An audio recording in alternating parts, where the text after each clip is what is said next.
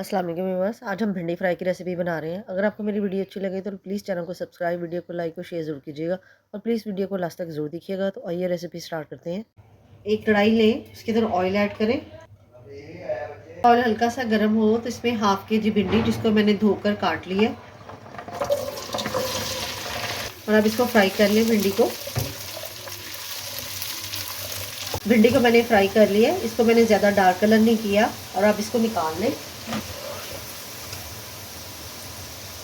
Oil में। तो इसमें मैंने भिंडी को फ्राई किया है। 1 पिंच पिसे हुए मेथरे और 1 पिंच ही कलौंजी। इसको ऑयल के अंदर थोड़ा सा भून लें। जब ऑयल में ये भून जाए, इसकी खुशबू आने लगे ऑयल में से, तो 2 बड़े प्याज जिसकी मैंने इसको स्लाइस इसके देखें, ये मैंने इसको ब्रीक नहीं काटा, इसके स्लाइस मोटे हैं, और इसको इसके ऑयल के अंदर डाल दें। तो हल्का सा ही प्याज को बस आपने फ्राई करना है।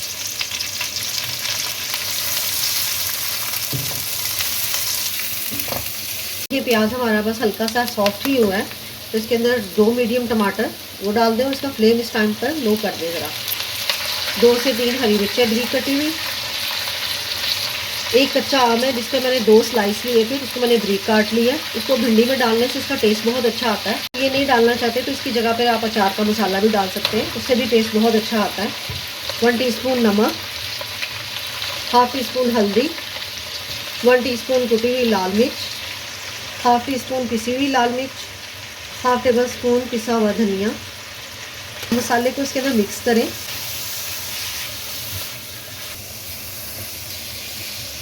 और अब इसका फ्लेम थोड़ा सा हाई कर दें और फिर मसाला इसके अंदर मिक्स करें। टमाटर इसमें हल्के से सॉफ्ट ही हो तो जो भिंडी हमने फ्राई की है उसको इसमें डाल दें।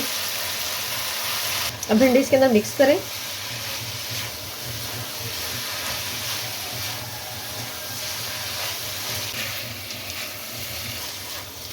जब भिंडी इसमें अच्छे तरीके से मिक्स हो जाए, इसमें हाफ टी स्पून पिसा हुआ ज़ीरा कर दें और इसका फ्लेम लो करके इसको दम पर रख दें। के बाद माशाल्लाह बहुत अच्छी खुशबू आ रही है। अगर आपको मेरी वीडियो अच्छी लगे तो प्लीज़ चैनल को सब्सक्राइब, वीडियो को लाइक और शेयर ज़रूर कीजिएगा।